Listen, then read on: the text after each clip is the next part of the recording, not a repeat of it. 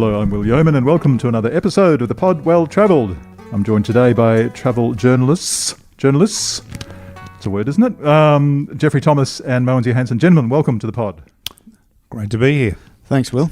Now, you might have heard about a little thing called the World Cup on at the moment, and we thought it might be timely to talk about sports travel, whether it's travelling to see these big events or even smaller events, but also if you're participating. And both of my guests today have a lot to say on this topic. Geoffrey, let's start with you. Oh, no pressure. Yeah, look. Sports travel is massive business, as we can see from the FIFA World Cup, and bringing it closer to home. When we have the English cricket team out here, we have the Barmy Army. There's thousands and thousands and thousands of them. Too many of them, in fact, one would argue.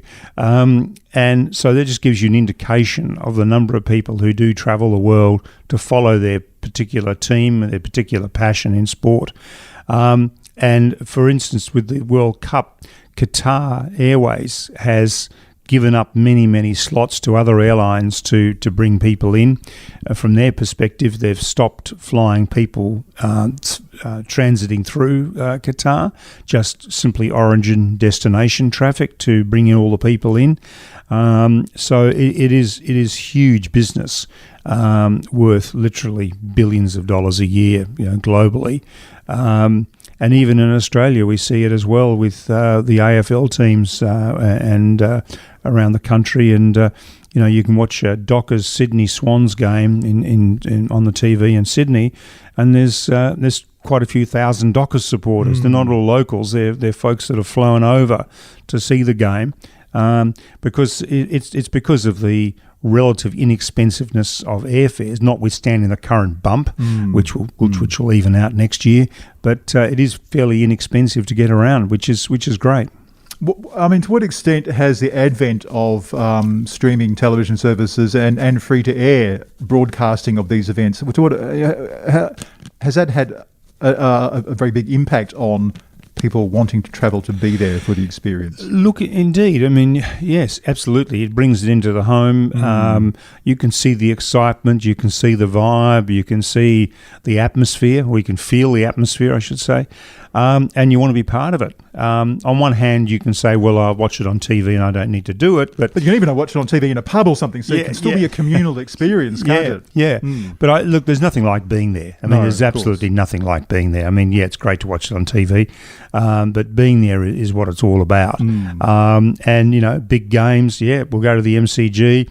We'll make a weekend of it. We'll do the MCG, we'll do Marvel Stadium, see another game. We'll have a couple of nights out, and we'll have a weekend, 2 or 3 days in Melbourne. Yeah, easy.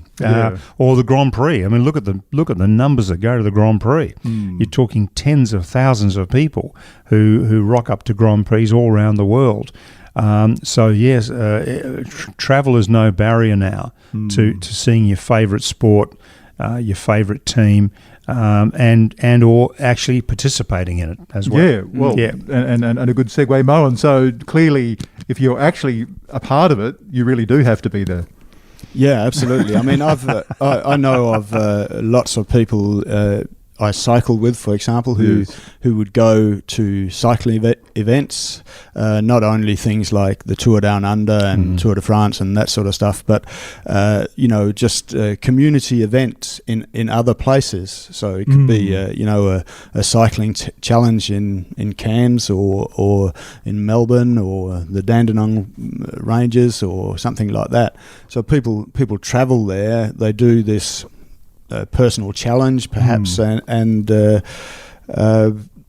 a holiday at the same time, experience the place they're visiting, and take the family along. So it just quickly snowballs, doesn't it? I mean, I've done it myself. Sure. Went to New Zealand to participate in a triathlon event, and my wife came along, and we had an extended holiday there following the event I was doing. So it's great, and you kind of feel when you're participating in an event, you nearly become sort of a local, just about. There's that sort of, you connect with like-minded people, and you perhaps get some tips, make some friends, and you experience things you wouldn't otherwise do if you went to that place as part of a holiday. Yeah, and I really like that too because it's less passive. Often our holidays is just ends up being sightseeing, but to actually go there to take And part do in stuff, something is yeah. really quite exciting, isn't it? Yeah, it is. Yeah. And of course, the other thing with travel to sporting events, typically you go in groups, like a cycling group or a different whatever, and therefore you can then negotiate a better deal. Better deal for the hotel, better deal with the airfare and whatnot. So it brings the cost down, makes it more affordable, more attractive. But the bottom line is, I think everybody's just looking for an excuse to go somewhere. I'll cycle. Have you ever cycled before? No, but I'll cycle. Doesn't matter. I'll give it a go. I don't care. I'll do it. But yeah, I mean, everybody said, "Oh yeah, look, that's great. We'll do that." And I remember having a conversation on an aeroplane about my forthcoming wedding. This is a number of years ago, and sitting next to this gentleman who was marrying this Greek lass. And they looked at the cost of having it here in Perth, and they said, "Oh, cripes, this is going to cost us way too much money." So they said, "Let's have it on Santorini, I should say." And so they said, "We're getting married in Santorini. I don't know if you'd like to come. Let us know." And they were swamped. Hundreds of people wanted to go. It was just, and who were joking. They just wanted an excuse to go to Santorini, and that was it. Course. Yeah, we'll go. Yeah. So it still costs them a lot of money. Actually, I'm glad you mentioned Santorini because, of course, you've got a nice feature in this weekend's. This is Saturday or Sunday? I can't remember. Saturday, I believe. Saturday's paper. It's the cover story. Yeah. So you Amazing. obviously had a nice time there as well. Yeah, I did. I visited a few months ago during a sort of cruise through the Mediterranean there, and it's a terrific place, Santorini. Yeah. For those who haven't been there, it's just absolutely stunning. With the whitewashed houses, perched on top of the massive cliffs of this caldera. Cruise ship sort of comes Cruise in ship and sitting below. Yeah, it's an iconic photo, isn't it? It's a magic place, but it's so busy. Yeah. But strangely, as I mentioned in my story, it's so well set up that it does tend to cope with the fact that there's a huge influx of people, and then they disperse sort of through various places, disappear into the whitewashed buildings. and have a So it doesn't lessen the enjoyment of your trip then, initially when I got there, I must say, because we went to a few of the places where all the people like to photograph the buildings with the blue domes and that sort of stuff, and it was mayhem, and it was I didn't enjoy the first part of it, but then as people, like I said earlier, disperse and they do what they came to do, and then they disperse, and it's quite pleasant. It's like walking around anywhere else, just enjoying the vibe of the place, and plenty of restaurants and bars and places where you can sit and have an ice cream and that sort of stuff without having to queue up or wait in long lines. So that's perfect. Oh, fantastic. So I guess that leads us on to another topic, which is travelling with just carry-on baggage. And let me talk about this first briefly. You guys have had a good yarn. So I pride myself in taking a very small backpack, and that is it. How do you do it? Well, okay, I understand it might be different for women, and we'll get onto that later. There have been some controversial views on that. Some people say, well, you don't need that much makeup, blah, blah, blah. I'm not going to get into the whole highly fraught, highly gendered argument there. Very, very wise. Indeed. But for me, I reckon 2 tops, 2 trousers, roll them up, the special ways of folding them. Just enough underwear, like socks and jocks, for the period. Usually I don't go for longer than a week, so that's how I can get away with it. And no laptop, no camera, because I do everything on my super smartphone. End of story. And it is super light.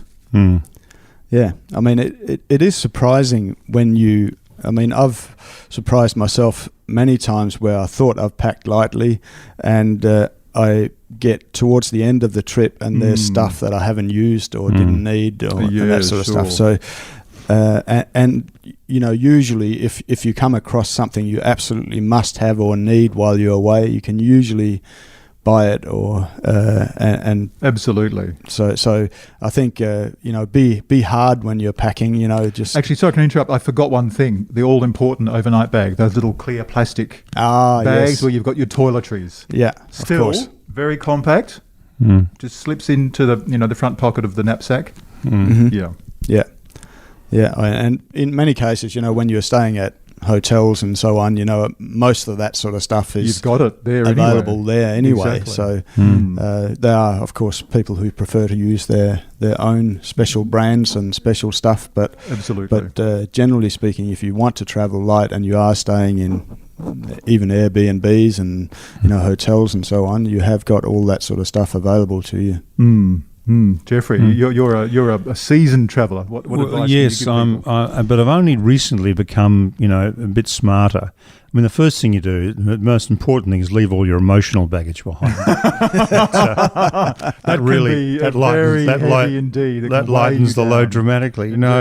We were very honoured and fortunate to be offered a trip on the first Indian Pacific to come back to Western Australia after the borders opened, right, back in March, April, and automatically that required us to sort of downsize just a small bag to fit into the cabin. That was recommended. So right. So we put the bags out on the bed. Okay, that's all you can put in. That's the only space you've got. And I had to actually give up a little bit of space for my wife. I had to sort of concede a bit of space for her. So when you say bags, are you talking about the small suitcases? Just a little carry-on bag that fits into an airplane locker. Right, okay. And that was it. That's what we did. And it worked beautifully. Like you, it was 7 days away or 5 days away, 5 pairs of this, 5 pairs of that, whatever. And we were able to do it, surprised ourselves. And we've been basically doing it ever since. It does create a problem when, for instance, we went to England and I had to go to an air show, wear a suit. Yeah. So we took one big bag and one small one. So we sort of compromised a bit there, but absolutely possible to get away with just a carry-on bag. And then a small laptop bag from a laptop. Sure. Because I'm not as good as things as you are with doing it all on my smartphone. And that's the way we've been travelling ever since, and it's a very smart way to go. It really is. It is surprising, as Mogens suggested, when you get back from a trip and you think, crops, I didn't wear this and I didn't wear that and I didn't wear that. You do tend to get into, for me, it's a black T-shirt or a white T-shirt and a pair of slacks, and what else do you need? Yeah, absolutely.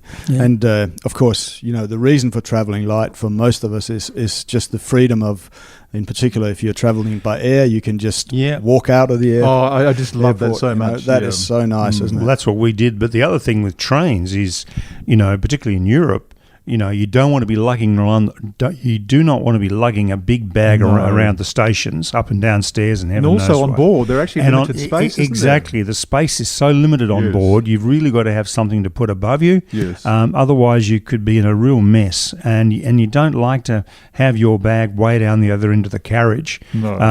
You want it beside you. So it is really important to focus on that, and of course, with all the problems with the airline industry now, with delays and mishandled bags and all that sort of stuff, it's so much better to have it with you. Personal responsibility is always good, isn't it? It is. Yes. Absolutely. Couldn't agree more. So getting back to, because you guys are keen photographers as well, getting back to this idea that the latest phones have made possible this idea that you really don't need to lug around a whole stack of lenses and a big camera anymore. That's made a big difference, hasn't it? Oh, huge. I mean, for me, certainly it's been a big shift in the way I think about what I need to take. I mean, I must admit, I always take my mirrorless camera and a couple of lenses, just because I like the extra quality it gives me, despite how good the smartphones are. And I just like the process of taking pictures and the fact that you can change lenses, you can take control of things. But you're talking as a professional though. Yeah. So for your average traveller. The phones are more than good enough, aren't they? Yeah, If you've I got would the say right so. phone. Yeah. If you have one of the later phones, whether it be Samsung, Google, or Apple, you're pretty well set. You are indeed. And I've got a mirrorless camera, new one, Canon, and I've just simply got a lens which is 18 to 135, which really covers virtually everything that I would need. Yeah. Because the thing is,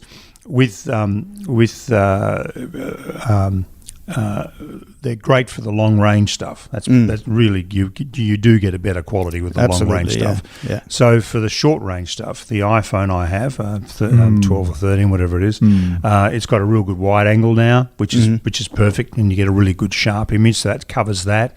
So I only need one lens, and I've got a little small camera bag now, I leave my old big one behind. And I don't take my 400 zoom lens anywhere overseas with me. It's just too heavy. That's it. I take it around Western Australia in the car, but never take it overseas anymore. No, that's exactly right. Unless you happen to be going on safari or something where South you might Africa need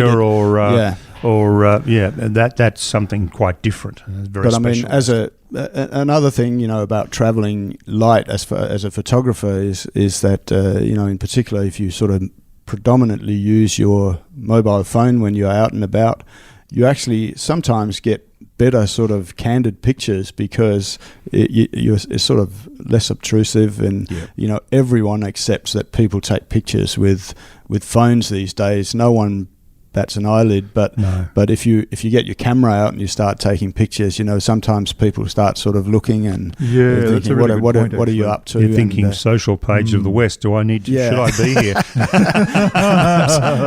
That's right. But if you get if you do the same with your mobile phone, no one couldn't care bats less. an eyelid. No, that's a really good point. Now, just to finish this topic, what about the idea of actually working on your phone, the mobile office? Is it realistic? I mean, for example, if I'm synced, I've got Office 365, I've got OneDrive, so all my devices are synced.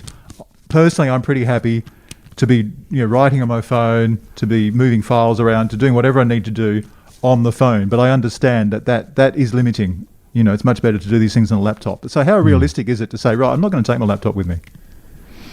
I guess it depends on the nature of the assignment as well. Yeah, and but I think for the average person who is on holidays, I think it's perfectly acceptable and manageable, because if you're really just wanting to obviously take pictures on your device, but you may exchange some emails, and you may post some stuff on social media, and you can do that perfectly well on your smartphone without having to have iPads or laptops and that sort of stuff. But that's probably if you're on a holiday. So I guess I'm leaning more towards the idea that you're a business person or something, and you might be away, but you just there are certain things you need to do. Is it realistic to just rely on your phone? I think it can be. Certainly it does take. You just need a little bit of a mind shift, and you need obviously to do some homework and set your device up so that it can do what you want it to do. But as you well know, Will, that's certainly possible. Whether you prefer that or not is another question. How fast but can those thumbs move? Or Or you can get a little fold out keyboards. I guess it's possible. Is it desirable? Well, exactly. And there is quite often you find that there's not quite the functionality there is on a laptop. No, that's to be and expected. with a complex system like we have here at the West for inputting stories, there's lots of boxes to tick. There's lots of things to move around. It's far simpler on a laptop. My complex system is to file it to Mogens or Stephen, and they put it in for me. Well, that's because if you're on the scene, you're seeing something happening live. You can then just send an email to the chief of staff and say, look, put it in the system for me, and they will. And you take a couple of photos, and But then for covering complex and lengthy stories as we would be doing as we're going along on a journey, then it's Clearly, far, you're better off with a laptop. way better off. And the laptop is not too heavy, and I've now put all my stuff from my other laptop onto my work laptop, so I can just take one laptop, not two laptops. So I've made a little bit of a saving. I have to there. say, though, how much more freedom I felt when I didn't lug around a laptop with me, no matter how light it is. It's just worrying about it. It's another device to worry about. Look, indeed, and if you are smart enough to be able to do it on your smartphone, then well done, good stuff. Yeah. Sign me up for some lessons. Yeah, but as you say, Mogens, for the average traveller, you wouldn't be taking your laptop anywhere. Probably not. No. But I must say, I mean, I'm a bit in your camp, Geoffrey, because I like when I'm away on assignment to have the laptop, because I just like having the screen real estate, if you understand what I mean, where I can sort of shift things around. I can maybe have a couple of windows open. Of course. I can cut and paste from one document to another quite easily if I need to. And when I'm editing pictures and putting captions in, it's just nice to have the extra space that the have multiple windows open, all on the one screen. You can do this, do that, drag there. Agreed. It is much simpler. And we're talking about how good phones are nowadays. Well, the same things has happened to laptops. They're faster, they're smaller, they're more powerful, they're lighter. Oh yeah. You really are carrying your entire office in one very slim certainly device. Certainly. I mean, I'm sure you are the same, Geoffrey. A laptop and a smartphone will do the job in most cases. Absolutely. Yeah. And the other thing is a laptop bag. A few more pockets, a few more bits and pieces that you can carry. That just rounds off your carry-on, really. Yeah. You've got a phone in one pocket and the laptop and on your shoulder, and that's all you're carrying. Absolutely, that's works perfectly. Can I finish with one last question? What if you've only got one pair of shoes? What would they be? What would you take? I got some boat shoes. Yeah. They can be dressy and they can be safari shoes and flash. They're comfortable, good. They're very comfortable. They look a bit battered at the moment. I have to go and get a new pair, but they're fabulous. I love them, and they do suit most scenarios. Black tie dinner. No, it's not really going to work, but everything else, it's fine. Mogens? Yeah, probably more sort of lean towards not trainers as such, but a dressy trainer, if you like, because I like having the firm sole and that sort of stuff. In particular, when you're doing, I often end up doing lots of walking around, so you want something that's comfortable. But as you say, Geoffrey, my boat shoes are pretty good. Yeah, they're really nice ones. And they sort of tick quite a few of those boxes that you just mentioned. But I've got a pair of neutral black trainers without any sort of flash branding or anything like that can sort of do the job in most scenarios. Well, but again, it does depend on the nature of the trip, doesn't it? So that's going to be the deciding factor. Now, Geoffrey, we did plug Mogens Santorini story, so it's only fair that we plug what you've got coming up in this weekend's editions, because you've got some nice little tips type stories. Yeah, we're looking at 10 tips to ease the hassles of air travel, and we then broadened it out with a comment from a colleague of mine. She said, what about Bali? Bali's different. I thought, we don't have enough Bali stories in the paper. Let's have another one. Well, we did have this conversation, but the reality is, so many people love going to Bali, and to make it a better experience, we've broken it out with 10 tips on that as well. On Bali, so we've got all sorts of tips for travelling, and there's some interesting ones, and there are some interesting ones. And one of the ones that I just really love is if you're travelling, particularly travelling long distance, and there's your husband and wife or your partner, two of you are travelling together, you're travelling economy, buy the middle seat.